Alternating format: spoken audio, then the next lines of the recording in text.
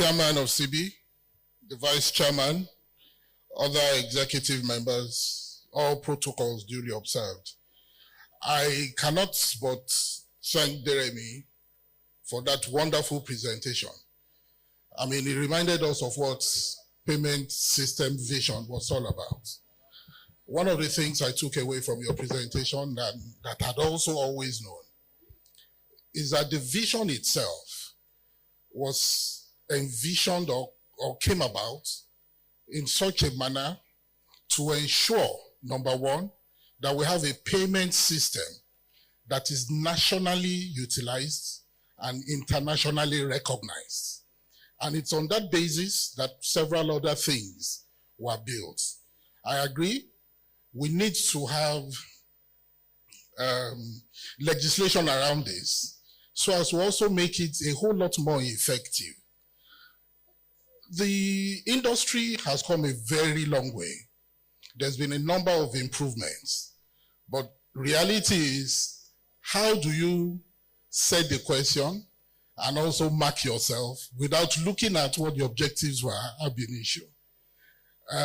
When I was a lot younger, I recall my mom gave me a check and said I should go to Cooperative Bank, the one at Dugbe. And I said, Mommy, there's one beside my house here in Ring Road. Why can't I go and cash the check there?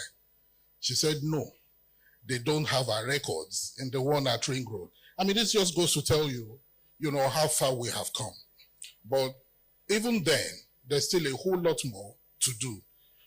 We talked today about technology. Another thing I picked from what you said you are just a technology guy. Banking today has actually moved away from where we go to what we do.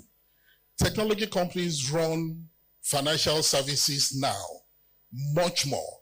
And the investment in technology, right, is one that we need to appreciate in order for us to be able to deliver, what's the increasing space, the increasing needs of the consumers of today.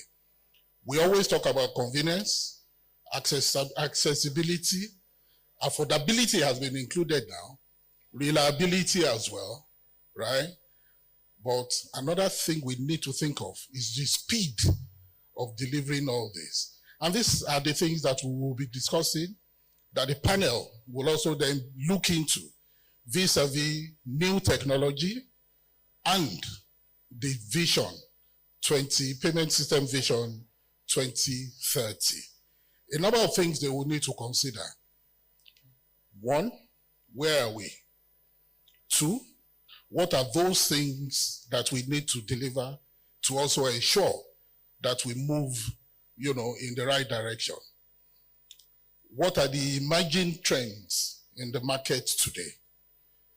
I would like to pause here and then invite the panelists. If you don't mind, I'll have to go old school in order to be able to, call on to the panel members to come on board. Number one on the list, we have Deji Olowe, the founder of Lens Square Incorporated.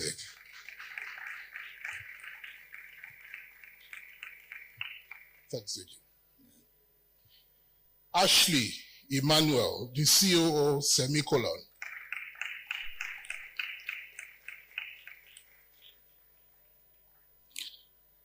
Sholape Hammond, co-founder, Impact Hub, and a former... You need help? Okay, sorry. Yeah. Okay. So we also have Shegun Akano, the MD of Upper League Technologies. Is he here? A round of applause as he comes up, please.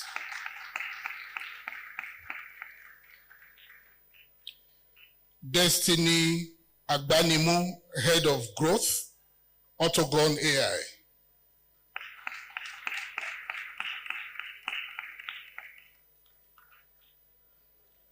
Ifeanyi Chukwuem, the Chief Corporate Strategist at eTransact International. Is Ifeanyi here? Thank you very much. Nice having you guys. So, after Deremi's wonderful speech, I would like you to just give your own thoughts in terms of your own opinion, about the things that Deremi spoke about, considering the Payment System Vision 2030, and also looking at new technologies. What should we be looking at? What should we expect, in the country, given PSV 2030, if there's anything like that, as well as what new technologies can also deliver? I would like Deji to please start. Yeah. Thanks so much, Jeremy. You did a very good job. You've been at this for decades. I think, like you mentioned, the first thing is to be grateful for what we've done so far. And I know this because I deal with a lot of fintech, I deal with a lot of international guys. And sometimes when these guys wake up and say, oh, Nigeria is messed up, let's go to other countries. Then a couple of years, you're back to building your business in Nigeria because we've done so well, but we don't appreciate it because many of us don't see the bigger picture. So we've done well. Being able to even move money around. Now, Jeremy can just send money to me now. I'll get it in seconds. We take it for granted. But I know he won't send the money, but I dare you anyway. Now, we take that for granted. We have, sometimes people ask, why don't you have mobile money in Nigeria, for example? It's because we solved the problem that many are trying to solve now, long since. But nevertheless, right, when we look at where we are today, we need to appreciate the fact that we may think we've arrived, we still have a long way to go. Yeah, maybe we've done 5% of what is possible. At least we are grateful for that. But what about the 95%? Because the beauty of Nigeria, we have 200 million people or less, is the potentials. Sometimes it's easy for us to think we are saturated, we've done everything. But if we look back in the last 5 years, especially things that are done by non-bank companies, they've created growth. You've seen unicorns create growth in areas we never imagined existed before. So it can tell us that we are leaving a lot on the table, and which means that we have to come back to that 2030. Because for 2020 and the previous PSV activities, we knew they could do a lot. So everybody was kind of ginger to do them. But 2030 now, everybody's kind of tired, and it's not top burner because we think we've reached there. But we haven't done a lot. We still have so many Nigerians not having financial services, or if they do, it's not operating at the level that it's supposed to be. We still have CBN and bankers and everybody shouting about cash, when in actual fact, maybe if there's no need to use cash, nobody will care about whether a super agent is holding cash or not, because it's not going to be relevant. We still have most Nigerians not having access to loans. That's one big area nobody has touched. So I feel like we need to all line up behind Jeremy, right? And put more energy and passion, right, behind achieving those 2030. Now, the one thing I now don't know, because I know almost everybody here, we all used to be young, but age has caught up with everybody, right? So it means that maybe that's why we are tired, but I feel like we still have 95% of the journey ahead, which is why 2030 is critical, right?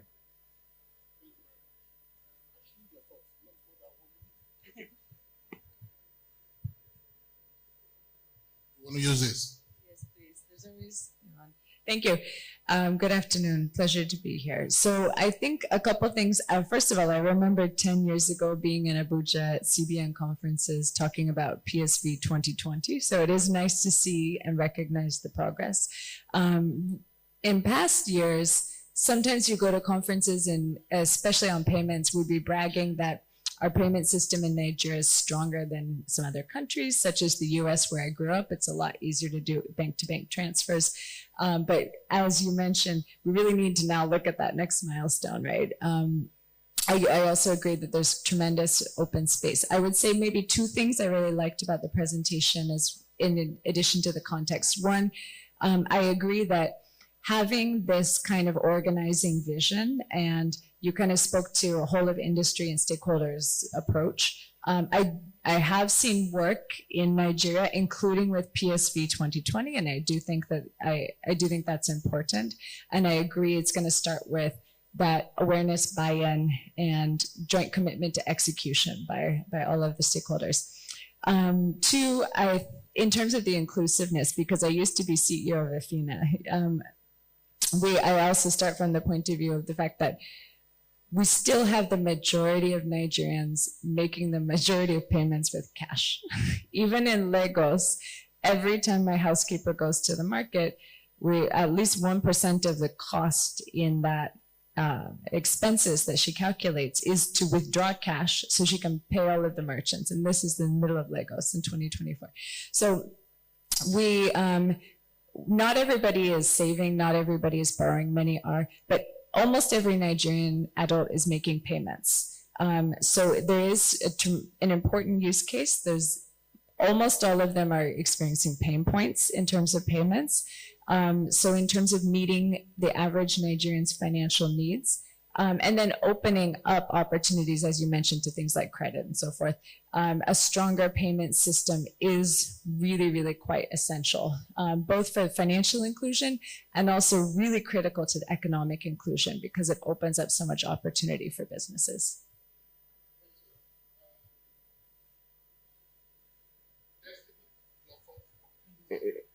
This is Destiny. Yeah. Just go with him. Okay, Destiny. All right. Good afternoon, everyone. So my thoughts based on what Mr. Remy shared. Yeah, very insightful presentation. I was able to pick a lot of things. And what we are doing at AutoGod AI is 4 pillars, basically. We are using emerging technology, artificial intelligence, to solve some of the challenges in the financial space and also achieving the National Payment System vision for 2030, because I saw the overview which he shared. The overview emphasized more on security, right? Creating a platform and also creating a secure platform where stakeholders have a lot of confidence about using this payment channel. And so we focus more on increasing a security infrastructure for fintech and also for the commercial banks to see how we can do a seamless transaction, a cross-border payment, and sort of just create a framework where people can have that confidence in improving security. Security is very big for us, right? That's why we need to embrace the emerging technology to see the gaps and the loopholes we have in our financial space in providing an enhanced security. Just to keep it under 1 minute. Thank you. Okay, good morning, everyone. So 1 minute. In fact, I was commenting that Mr. Tada has said everything. We don't have anything to say anymore. So thanks for such an amazing overview. I think 3 main things for me. The first is just to reinforce what you said about collaboration. It's so critical, not just amongst ourselves as financial services, but also with telecoms. Back to mobile money, we have this whole tension, mobile-led, financial services-led. Why can't we all do it together? The pot is big. I think secondly, too many people don't see themselves in this vision. There's no reason why telco, we shouldn't be working side by side with them. I love the industry approach that we have here. Where does this say to health, to agri, to all the other sectors that they have roles to play in here? And even the local players, we don't see the agile market. I was in India up until Tuesday, and Swiggy is a domestic logistics company. $380 billion just from moving food around in India, not a global company, just moving food around in India. I think the potential for leveraging our agile, which again, talking about what Lemfi was doing, would help to create financial footprints for a lot of our informal users. So how do we put all these other players in there? And then the local governments, we're beginning to do quite a lot with the state governments. How do we include the local governments? In Denmark, their Citizens DK and their net company, which they're now taking as global companies, started off by automating municipalities. There's a lot of power that we're leaving on the table with the local governments. I think the last thing for me is global ambition. I was shocked when I got to India in 2014 and saw M-Pesa. There are certain elements of the Nigerian financial system I think we can export. I agree with Ashley. When I did my MBA in 2009, I was surprised. I think a lot of the elements of the Nigerian payment system was far stronger than in France and in the US, but the world doesn't know this, and we're not getting the benefits. Merci, thanks. Yes, please. Your thoughts. 1 minute. Yes, thank you. Good afternoon, everyone. Thank you, Mr. Jeremy, once again. When you shared that vision, it felt like coming to take a master class from you, right? I remember as a younger guy back in Telco, when all of this drive started with a vision, one of the first licenses that were issued was mobile money. And of course, the licensees needed to work with the telcos, and they come talking to us at the time. And for me, I'm someone that has always looked at technology as something to drive what we need to do. But I wasn't seeing it from the payment side of things until all of those conversations started. And somehow I've been a part of the journey. After about 4, 5, 6 years thereabouts, I left into the banking space. And what I was doing there was to see how we can move things from the very traditional way to the new way. And of course, there were resistance. I remember I got a query for doing something I know that today makes over 4 billion for the bank. But at the beginning, it was like, this is not Techopol. Don't come here and tell us all of this. So just to say that it's quite impressive how far we've come. But just to also say again that all of this fintech and everything is beyond understanding technology and building technology. It's going back to those fundamentals of credit system, understanding control, understanding risk, understanding how these things work, and building them into what we do, so that we can leave behind a very resilient system that our customers can trust. Thank you. Sorry, by the way, my name is Paul Mosmabale. I'm representing my CEO, Shegun Anko. Thank you. Oh, okay. Thank you. Please, can you give the mic to Deji? Deji, this is for you. How can open banking frameworks be integrated into existing payment systems in Nigeria to drive innovation and ensure that the country's financial ecosystem is ready for the PSV 2030? Yeah, thanks so much for that brilliant question. So when you look at the evolution of how customers use banks, you've talked about the story of when your mom sent you to cooperative banking in Ibadan. So then banks had core banking as well anyway, but the thing is that they weren't connected. It was still the same core banking. Yeah. Then they weren't integrated. After integration, you could still you still have to go to another bank branch, but you're still interacting with your bank account. After that, they start giving you cards, right, or USSD or internet banking. You are still interacting with the same thing. It's still the same layer. Open banking is another layer on top of that, which now allows you, right, to be able to grant third parties, fintechs, other banks access to your account on your behalf. So today, if you have a bank account with Bank A, by granting them access to your account in Bank B, you could actually do a lot of things from that place. We're talking about credit today. So I'm big on credit. And the reason why credit is not popular in Nigeria is there's no way to verify that maybe I earn what I say I earn. Maybe look at whether I'm owing somebody money. Now that means lenders and banks are very cautious sometimes, are worried about having to give credit to you.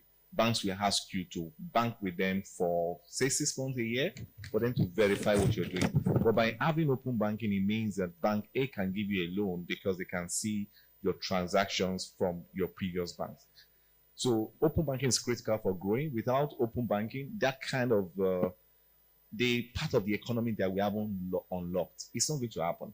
And for us to think maybe, oh, it doesn't exist, all of us just need to ask ourselves this question. Look at the Nigerian economy. As much as we think it's not good enough, look at the part of the economy that has been unlocked since we started having mobile phones. Look at the part that has been unlocked since we started having internet. Look at the part we unlocked when COVID allowed us to be able to do a lot of things remotely. All those parts, even much more bigger, are yet to be unlocked because there is no open banking. So it's critical. Without open banking, that portion won't be able to reach there. Thanks. I'm actually forced to ask you another question.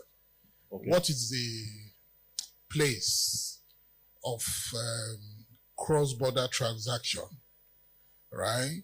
Given the advantages that technology has to offer, and what are the benefits, to the economy, Nigerian economy.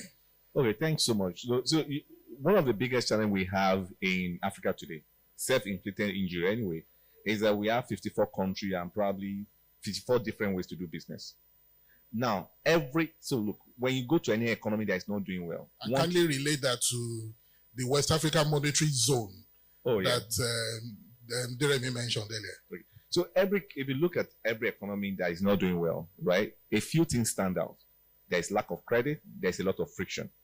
Now, friction means you can't move things out. Many of us have businesses today. We are able to run our businesses well because we can move money around easily, we can talk to each other easily, we can close transactions easily. Unless we remove those barriers and make sure the legislation and regulations and the government agencies are backing these cross-border transactions, Africa will always remain backward. The technology already exists. You have PAPS, you have the one that Remy was talking about. The technology already exists. Technology is not the problem. The problem is, can we just remove this friction? Can I easily sell something to a friend in Kenya? Can I easily buy something from Morocco and bring it to Lagos without going through the issues? If I can buy the way I can buy online on Instagram or GG or Gmail from any place in Africa, Africa's economy will grow maybe 100x because remove that friction, we are good, but the technology already exists. Thank you. Ashley, this is for you. With the rise in new payment technologies, how can fintech companies and payment solution providers ensure that the infrastructure built today is scalable enough to meet the expectations of PSV 2030? I would also like you to take that along with this. We keep talking about financial inclusion. Can we really have financial inclusion without economic inclusion? Very good question. I threw that at you, given your FINA experience. Sure. Let me start with that second question first. And it's funny because that's really where my heart is. So I was previously CEO of EFINA, now at CeBIH. We created CeBIH to provide tech services and tech talent for local markets. But also to create an opportunity pathway for young, really anybody in Africa. So we train software engineers, we deploy them, et cetera. And basically I'm doing that now because it's the most impactful work I can think of doing. So we're really driving economic inclusion, but also supporting a lot of fintechs and financial service providers. So I think really we have this debate a lot, right? Economic inclusion, financial inclusion, chicken and egg. But the truth is that it's a mutually reinforcing cycle, and you sort of need to look at both simultaneously. So as Adeji mentioned, if you have friction in an economy, right, you're limiting the extent to which business can be happening, and therefore you're limiting the extent to which businesses can be growing, creating value, be paying people more, right, creating jobs and so forth. If you just take the case of payments, for example, I mentioned, a lot of Nigerians' needs are not fully met in terms of payments. Even those of us who are very much, have a bank account and are using digital payments, I think many of us would say our needs are not fully met. When you look at businesses, and we know that we have a ton, I forgot the exact numbers, but I think it's over 40 million micro and nano enterprises in Nigeria, companies with fewer than 10 or fewer than 3, I think, employees. When you look at those businesses, as well as small, medium, even large enterprises, are their payment needs met? No, right? Especially not for those micro and nano. So what we're seeing is that there's a lot of opportunity to drive growth of those businesses, and then therefore drive economic inclusion if we have stronger financial services, right? And of course, I didn't even touch on savings and credit and risk mitigation and so forth, which is a whole different conversation. So I think, but conversely, the more you have businesses operating, the more you will have a business case to be deploying new payment solutions, because many payment models are a volume game, right? You're not going to be profitable until you get a certain amount value of transactions being processed on your platform, daily, weekly, monthly, etc. So we sort of need to look at both simultaneously. That's where I pitched my tent. In terms of then thinking, your question around sort of how are we building for scale, I think was your question, which is great, because I think our vision clearly is that we want to scale in many respects of the term. And we know that our space is still quite very much evolving in terms of infrastructure, in terms of coverage, and even in terms of emerging technology. So I would say, and we work with a lot of innovators as well at CeBIH. I would say that there are a few things that you don't want to build for today, you want to build for tomorrow. And I think having a unified payment system vision is helpful for innovators, because one of the things that they need to build in anticipation of is where is the market going, which is inclusive of regulation, which is a key risk factor or enabler for fintech. But also inclusive of investments in collective infrastructure. So I think that defining and adhering to that vision will help, but then I would advise all fintechs to anticipate, right? And be building with that 2030 and beyond in mind. Similarly for emerging technology and so forth. So we always want to sort of anticipate.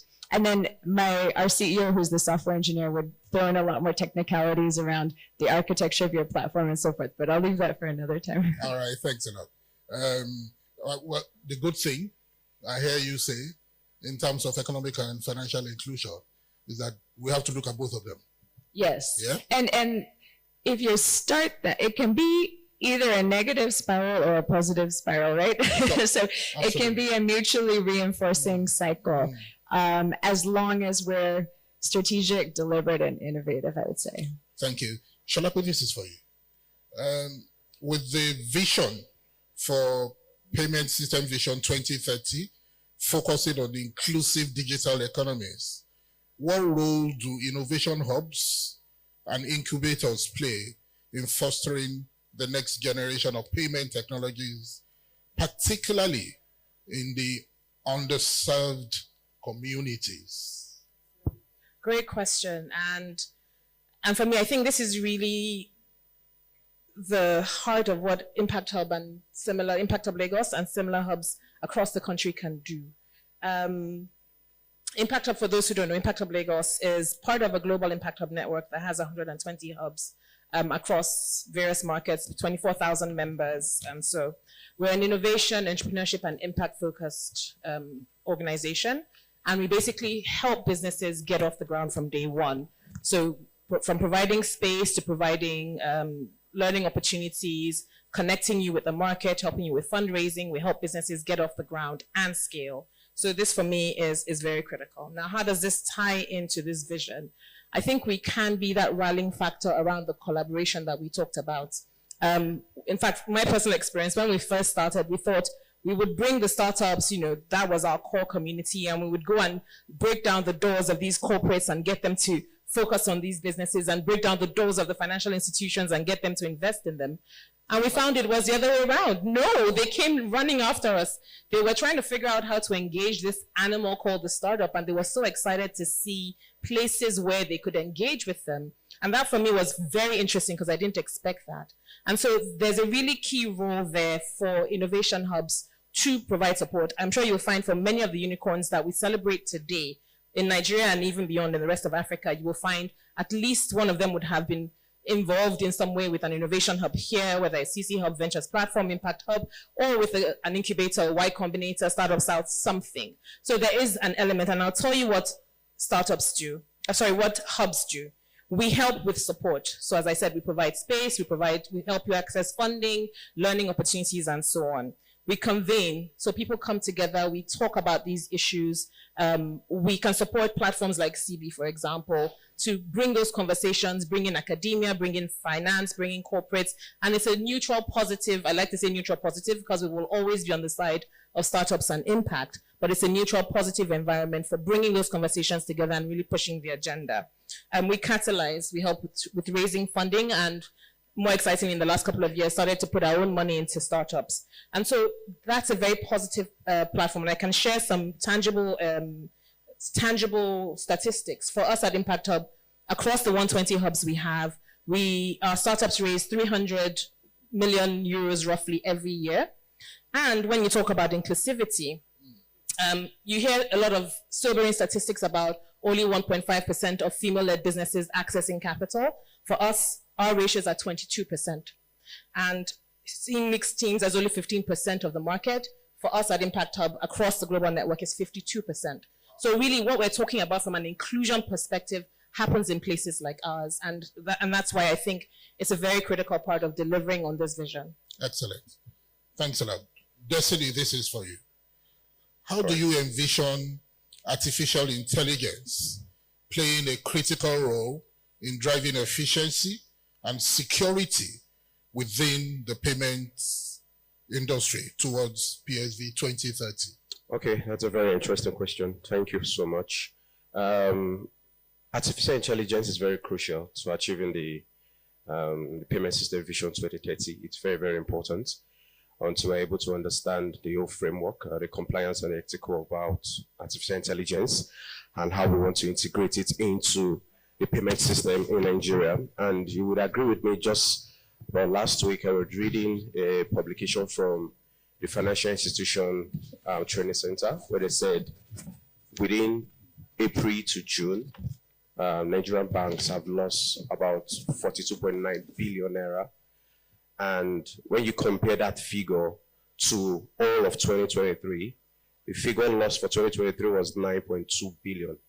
So you see that there is an alarm for adoption of security measures driven by artificial intelligence. Because currently a lot of people are using this artificial intelligence to do some very terrible work in the financial space, trust me. I've seen cases where people are doing password generation, and it's very closely similar to what you have by just getting your information, your mother's maiden name, where you work, what's your phone, what's your hobby, and they use those things to guess your password. And it's almost 70 to 80% right.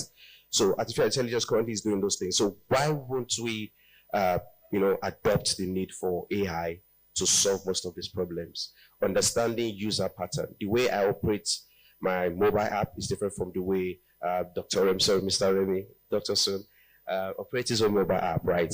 And it calls for collaboration and action. We've reached out to a couple of commercial banks of fintech owners to collaborate with us on board the particular tool we're using. Interesting, I would say again, interesting thing we are building at Autogon AI. And I see there's a need for artificial intelligence towards achieving the national payment system vision for 2030. We don't want a situation where we come back again next year and there's nothing has been done. And AI is fast moving. The adoption is crazy across sectors.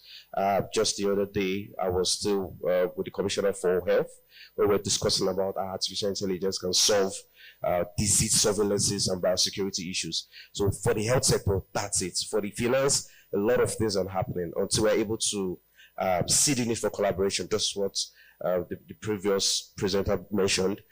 Then we can begin to understand how well we can solve most of the unforeseen challenges that are coming in this sector. I say yes again, artificial intelligence is very integral, it's very important for fast adoption and not slow adoption this time around, for us to do some magic together. Thank you. Yeah. Thank you very much. We're running out of time, but I mean, the House will indulge us. We have one or two more questions. In the drive towards PSV 2030, how can payment providers and tech companies ensure that their digital infrastructure are secure, resilient, and capable of handling the increasing complexities of transactions? So for me, what I would like to hear is what, service providers need to do to ensure, a secure platform. With every development, those guys are also, increasing their own pace. But what do we need to do to ensure that the trust level is not eroded? And of course, that has to do with ensuring that we have a very secure platform. Thank you for that question. Before I answer quickly, I want to say that as embedded in that vision as shared is that we should build a system that's for all sectors. All sectors, I took note of that. And part of the things, or one of the things I'm doing and researching with my team is that those at the bottom of the pyramid, like the guys on the street selling 100 naira items, 200 naira, selling takeaway, pure water, and all of that. How do you get to that point where they can accept payment on the go? I'm inside the bus, seated, he's selling, I can pay, and he trusts that that payment is real. We need to get to that point. That said, as we go into 2030 as a vision, we need to also be mindful of the sort of technologies that are driving finance. As basic as your battery life, the battery life of your phone, autonomous systems, ChatGPT, natural language processing, and all of these things. So we need to think about these things, because what will happen is that new solutions birth out of innovation to serve all sectors will come forth. Therefore, in doing this, coming back to the question, how do we ensure that these systems are secured and resilient? Clearly, there has to be very practical and deliberate attempt at making sure that these systems are secured, number one. Number two is that even when there are cyber attacks or when there is a downtime, our systems are resilient enough to handle such situations in a way that it will not impact the customers negatively. Because if for any reason things go sour, what it does is that it creates doubt in the mind of people. It creates distrust in the mind of people, of users. So we must do all that needs to be done to ensure that they are secured. So number one is that there has to be clear inventory of our hardware and software systems within our purview. Clearly. So that the day there is an introduction of a foreign body into your system, into your ecosystem, you pick it up immediately. This is very key. And I mean, you agree with me that for the attacks that comes in, most of the time, they are not your systems. There is a foreign body that is coming in. So having a system in place that ensures that we have clear inventory of our entire assets is very important. That's number one. Number two is that there has to be some sort of formalized, clear change management process. Meaning that for every single time we need to introduce an enhancement or modification, whatever it is, into an existing system that users are using, it must go through this sort of process that ensures that things are done properly, all of the guardrails that are put in place within the organization are observed, and all of that, so that we don't, sometimes speed is good to innovate, to push things in the market, but we must do it properly. So putting some sort of governance around this, where maybe it's a case of you put your stuff together, there is a board, there is a board of governance that looks at what is done, and then it goes through that process up to the time when it goes to production. Another point to also consider is the fact that there has to be continuous hardening of our security itself. So what that means is that the security measures that were put in place yesterday might not be enough for today, because the reality is that people on the other side are thinking and they are trying to come in, they are trying to break the systems. So we have to continuously observe the trends of technology, cyber attacks, and all of that, and ensure that we are upgrading our system, hardening them enough, both on the software side, on the hardware side, everything that has to do with our solution, to ensure that per time, our system can stand the test of time. Just to say that this issue of security is a continuous one. So it's not to say I secured my system before I went to market, so that is all. That's not all. So you have to actually be observing the market and see what's going on and ensure that as you see the trends around cyber attacks, cyber insecurity and all of that, you are doing what needs to be done to ensure that you harden your systems. And then another one is having a mechanism in place where when for any reason you've done all that needs to be done and you realize that there's a problem, there should be a clear strategy for rollback immediately. Absolutely. So the point I'm making is that sometimes let's not be overconfident about what we do. Yeah, it's good to be confident, but you see, the reality is that sometimes we are taken unaware. But when you prepare for that unaware scenario, you're able to deal with it when it comes. So rollback mechanism is very key for this sort of, so build a resilient environment. Thank you. Thank you very much. So security is a continuous process.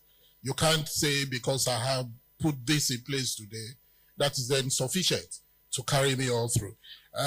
We've come to the end of this session, and I would like to know if there is any question in the house for any of the panelists to tackle. Just one question.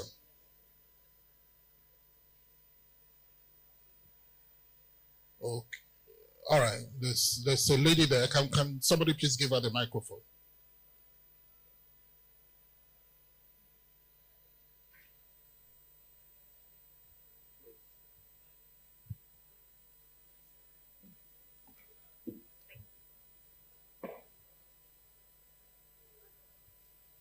Many thanks to the panelists. I just want to ask, you mentioned about the 42 billion fraud detected between April and June this year, which is far, far higher than what was reported last year. Is it possible for us to know what happened? How did it come to be? Was it, or maybe more or less like some details about that fraud? Thank you. All right, thank you so much for the question. I would say, picking up from what the last speaker said, that we need to continuously upgrade our security system. There are full-time folks that spend their time in a four-corner apartment, and they are thinking every day on how to hack your mobile phone. The fact that you've never been hacked doesn't mean you're not porous to be hacked. It's just that you don't have their money yet. I'm just saying. That's why they tackle banks. I know I'm going to. So everyone seated here, we have one or two vulnerabilities, but we've not been able to pay attention to those areas. So the issue here is a lot of technologies are coming up every now and then. Artificial intelligence is one, blockchain, Web3, there are lots of them. And these guys are leveraging on those platforms to get into your banking system, right? From the record, most of which were fraudulent withdrawals. If you calculate, there was a first bank staff that took away about, I can't remember, about 20 billion. Yeah, okay, sorry. I don't want to mention names, but the news is out there, right? So fraudulent withdrawals from the bank staff themselves. And this is also hacking into existing systems, doing a lot of password recovery. Somebody is hacking to your email to get your password, getting a code, and all of those activities. And they've advanced. We've seen this thing because we've done the research. We are getting reports on what is going in other countries like Pakistan, India, and we are using those measures to monitor what's happening currently in Nigeria. We are saying, yeah, that are not prepared yet. We are not even close, right? And artificial intelligence is going to change some of those things and some of those approaches.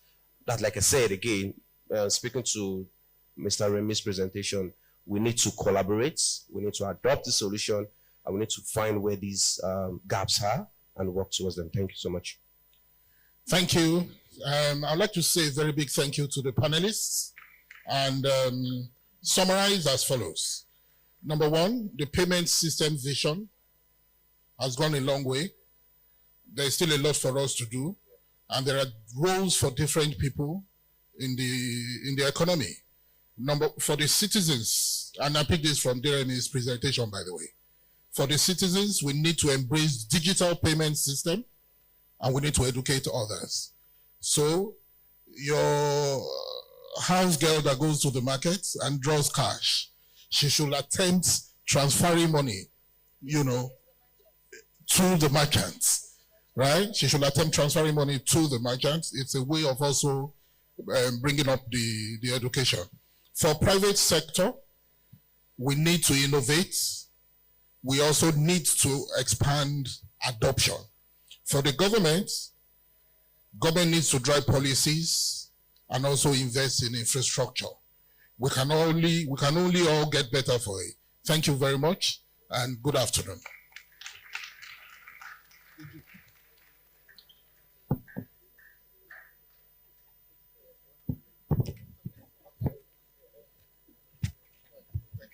Thank you very much, sir. Please, no, you can't go, sir. We are having the photo up. I would like to invite Dr. Atanda to please join them here. Please, Dr. Doremi Atanda, please, can you come up and join them? Oga, we are giving you now after that presentation. We don't give you PhD by presentation. All right. So we have the photographers. Are we ready? After this, we have our communique that is going to be read by Loveline Irayanama, the provost of CeBIH Academy. And then, please don't go yet. We'd like to invite the chairman and vice chair to please join in this photo op. Please, can my guys help me move the LinkedIn to the podium? Please, can you help us with the LinkedIn after the pictures so that we can... And ushers, immediately leave the stand. Can you take out the seats? Gentlemen, are you ready? Please smile, smile, smile. Smile the CB smile, the smile of cashless cash.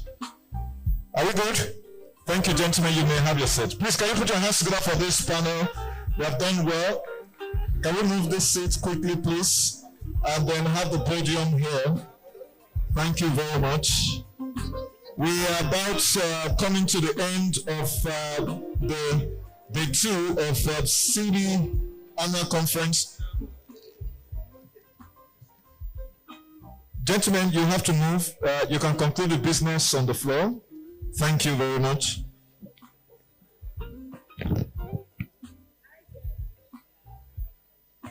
Thank you, guys. I really appreciate this. Well, we can work with it. It's okay. Thank you very much. So, ladies and gentlemen, I'm glad to announce that we have our final trivia that is sponsored by Netcore, as a matter of fact, in partnership with CeBIH. You want to stay back for that, and then we will have our conclusion from the chairman before we will wrap up this session. The trivia is going to happen in the exhibition hall, so please show you're on cue. But right now, can we put our hands together for Loveline Irayanama, the provost of CeBIH Academy, as she comes up to share with us the communique of the 2024 CeBIH Annual Conference. Please, can you put your hands together for her? Please put your hands together for her. Thank you, as she comes up.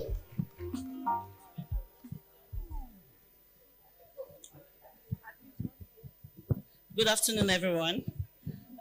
Thank you very much for coming. All right, so I'll just be reading the communique that's been issued at the just concluded 2024 CeBIH Conference. The theme, Payment System Vision 2030, Navigating Contemporary Issues in Driving Future Growth, on December 4th and 5th, 2024 at Eco Hotels and Suites, VI Lagos. The event featured industry experts, leaders, innovators, policymakers, keynote speakers, and panelists. And notable attendees included the Deputy Governor of Lagos State, ably represented by Mr. Abdul Kabar Opeyemi Ogumbo, Special Advisor on Taxation and Revenue, the Honorable Commissioner for Wealth Creation and Employment, Honorable Akinyemi Ajikbotafe. The discussion centered on harnessing various components of the digital payment system to build user-centric solutions and empower communities using technology. The two-day event featured keynote presentations, panel discussions, and interactive sessions that highlighted pain points, proposed actionable solutions, and emphasized the importance of collaboration to foster innovation, wealth creation, and employment opportunities. The recommendations from this conference includes One, empowering communities. Build ecosystems that address consumer demand, encourage bank collaborations, and support cross-border payments. Two, emphasize innovation and collaboration for sustainable growth. The second one, unified payment systems. Enforce initiatives that unify payment systems and digital records to improve business operations and governance. Three, retaining talent. We need to leverage technology to address the Japa syndrome by creating economic opportunities and investment channels for Nigerians in the diaspora to encourage their return. Four, SME and financial inclusion. Enact policies that support SMEs and financial inclusion through an enabling environment for innovation and sustainability. Five, women and youth empowerment. Prioritize initiatives supporting women and youth in the financial system to drive innovation, entrepreneurship, and social inclusion. Six, collaboration for economic growth. Encourage collective approaches to transform Nigeria's economy, fostering wealth creation and an inclusive environment. Seven, regulatory transparency. Promote transparency among operators and regulators to ensure compliance with regulations and delivery on customer promises. Eight, inclusive payment solutions. Bridge gaps between advanced payment solutions and low-income communities through partnerships and agency banking. Nine, regulatory supervision. Strengthen regulatory oversight and implement feedback systems addressing user challenges with payment systems. 10, environmental sustainability. Promote the production of eco-friendly and recycled cards to reduce carbon footprints and enhance sustainability. 11, data security and AI. Leverage biometric authentication and AI to ensure consumer data protection and transaction security, and use Gen AI to power marketing strategies and make analysis that aid modern marketing campaigns. 12, technological adaptation. Embrace tokenized cards and other innovative technologies to address infrastructure challenges and sustain relevance in the payment industry. In conclusion, the 2024 CeBIH Conference laid out an actionable plan advocating for collaboration among key financial service players to enhance financial services and shape the future of payments in Nigeria and Africa. The discussions and presentations highlighted the importance of building a future-ready system that accommodates Gen Zs, protects consumer data, and drives innovation, interconnectivity, and tailored solutions for users. Thank you.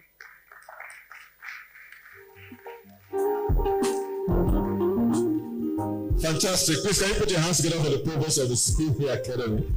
That is amazing. I thought she was going to go further, only for her to just run through the communique. The more detailed one is going to be sent to each one of our emails as registered. And it gives me great delight, ladies and gentlemen, at this point in time to invite the chairman of CeBIH, Mr. Ajibade Laolu Adewale, as he comes up to give the conference wrap-up and what we expect next, especially with some other aspect of the program this evening. I'm not going to talk about this evening. This evening is about if you know, you know. Once you know the venue, just come to the place. So we are wrapping it up with a dinner for our partners, but with a little twist this year. You know how we used to do before? We don't call our partner, say thank you, that's all. No, we are taking it to the next level tonight. Tonight, we are shooting a movie, and I would like you to feature in that movie. Okay, to wrap this up, next year, on the 2nd and 3rd of December, we are having 2025 annual conference. CeBIH annual conference 2025 comes up 2nd and 3rd of December next year. And instead of telling all of us good night, I will just say we move to the exhibition stand. We want to go and shoot a mini movie, small. And we'll give out, because the remaining iPhones, I use one already. I can't take them away. And our partner has given us enough. So we want to go and do it over there. Then the remaining cash they told us to give you, if I don't give it out, I'll just put everything in my pocket, and I don't want to do that.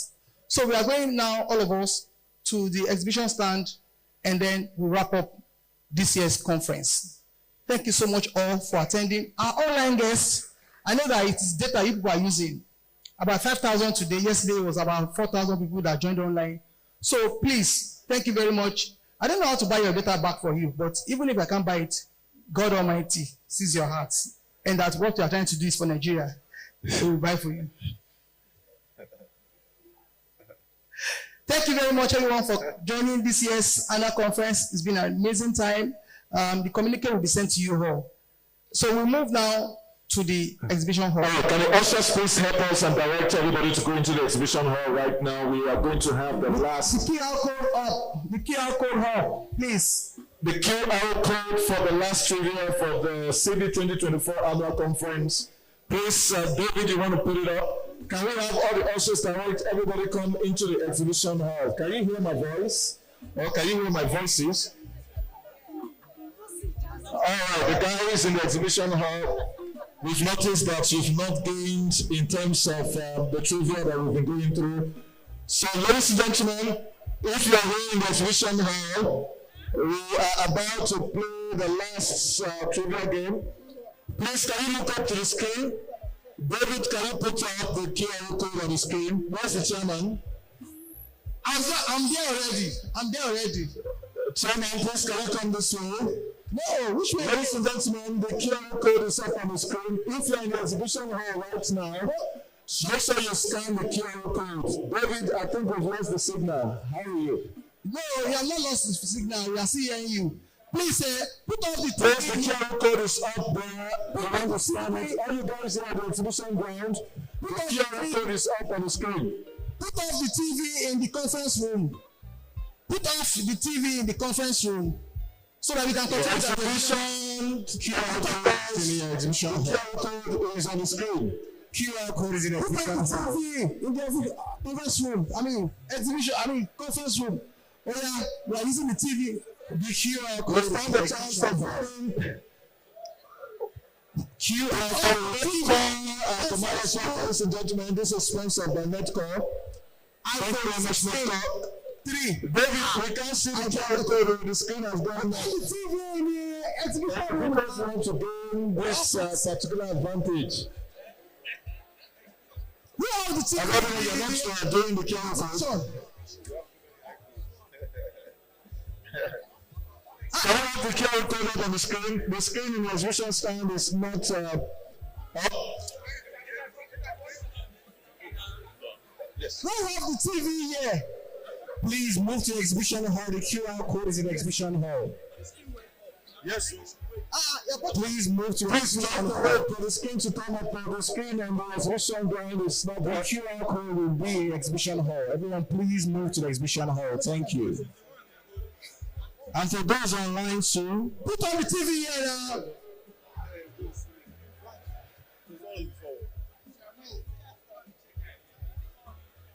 Be mindful of your personal items, your phone, your laptop. Put on the TV in the exhibition room. Correct. See, scan this thing. Scan this thing. Scan this thing. The QR code is in the exhibition room. iPhone 16 going. Yeah. Scan this thing. Why? You don't get phone? Gentlemen, can you scan the QR code? Scan this thing. Scan it. The more you scan, the chance. Sponsored by Netcall. I'm about to bring up a question now. Scan it. If you get that question right, you ring it. Don't miss it. Scan this thing. Scan this thing. iPhone 16. This one that you're using Nokia. Scan this thing. All right, we have 120. 123, pardon me. And there's a bit of scanning. Please put off the TV in the conference. Put it off, please. Where? You'll be surprised when you win. Are we ready? Put off. Yes, we're ready. Conference. All right. As a matter of fact, we have the QR code scan. QR code is not there. David, are you ready for the question? Ladies and gentlemen, the fastest finger, we have about 5 questions.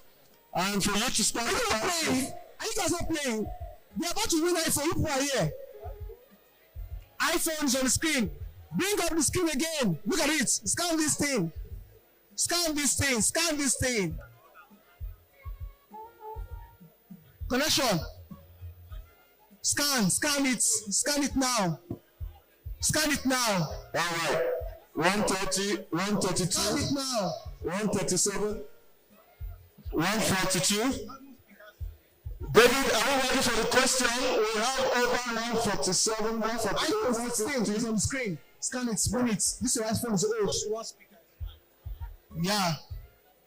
156. iPhone 16 Pro Max. 160. Somebody must win. After this, we are all going for the tea break or coffee break, and that wraps up the session. Here is the question. 2-1. Question is, which sector does CeBIH primarily represent? Wow. A, healthcare, 2, telecom, estate, banking, and fintech. Which one is it? 3, 2, 1, gone. Question number 2. We have Olawadu. Wow, is that name not a name we've seen before here, Chairman? Question number 2. Oscar. Yeah. Question number 2. The 2024 CeBIH Conference is taking place at Transport Hilton Abuja. Okay. 2 of us. It's taking place in Transport Hilton Abuja. Yeah. 2 of us. Yeah. We have 8 people set first. Move up. All right, great. For the 8 places, Chico is the highest climber. 3 questions. Number 3, what was the primary theme of the CeBIH 2024 conference? Primary female. There is primary or secondary. 2, 1, thumbs up. We have 98 got it right. What? 9 people had it right. This is interesting. Go! Maybe we'll two. Where is winner? Oh, 5 questions. All right, the next question. Which organization regulates payment systems in Nigeria? Telco or NIMS? Is it SEC or NICOM? All right. 3, 2, 1. Thumbs up. 85%. 85 people got it. CeBIH, ladies and gentlemen. Now the last question before we see the top 3. We are presenting the award over there. What are you sitting there? Myself, I'm making sure that we are Everybody is there. Powered by Netcall, the final question, ladies and gentlemen. Thank you, Netcall. What kind of fraud can be reported through CeBIH? Electronic, credit, all of the above, or whichever. Ladies and gentlemen, 4, 3, 2, 1, hands up. All of the above. Fantastic. All of the above. Ladies and gentlemen, Chairman, we are going to now have the top 3 winners for this session. You don't have the same name. Which one is O?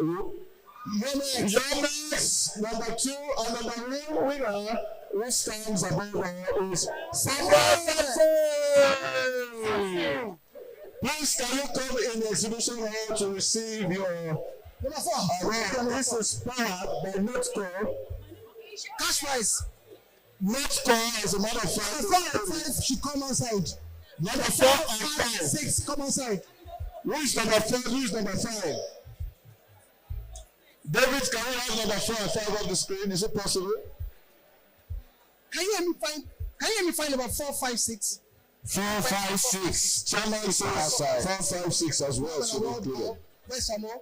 Please be mindful of your personal items, your mobile phone, your tabs, and your laptops.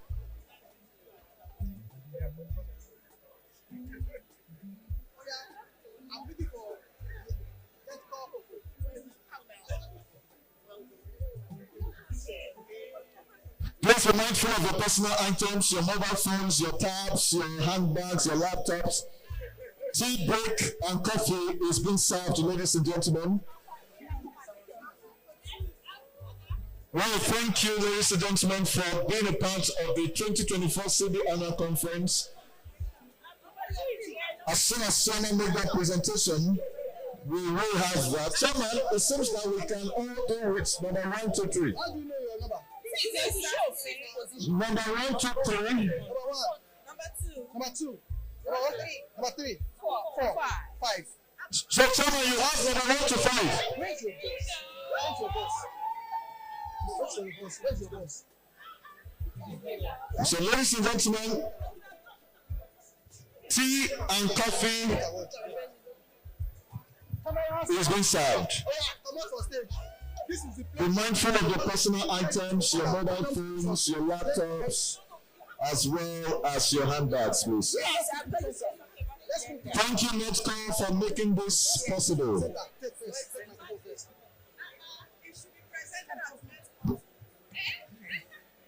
Oh!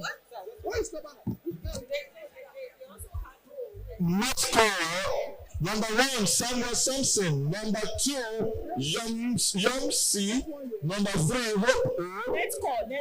Number 4 and 5 is in there. Thank you, Netco, for sponsoring this trivia. It has made the event even much more fun.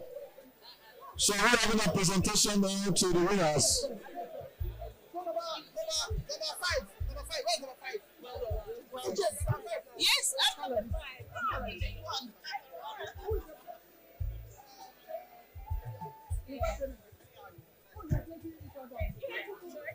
Which representing e-Transact? Representative for e-Transact.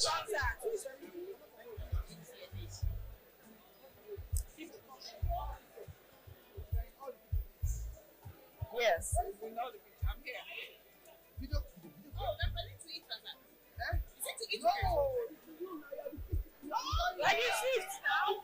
Who is this? You're presenting to me. Let me put in your bag. Thank you.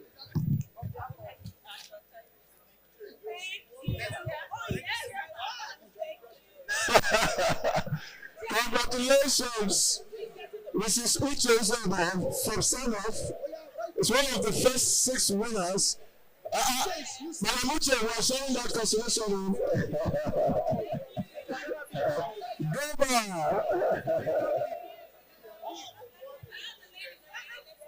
It's a lady.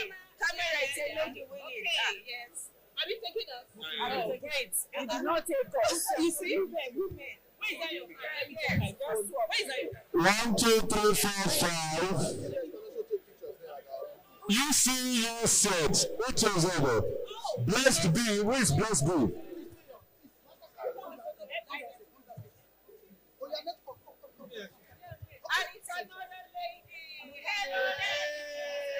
Marisha says another lady.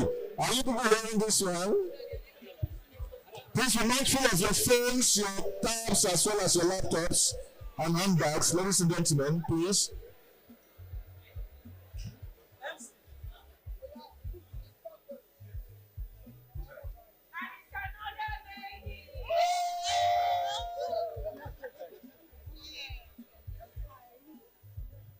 Sponsored by Netco. Netco, thank you so very much for making this happen.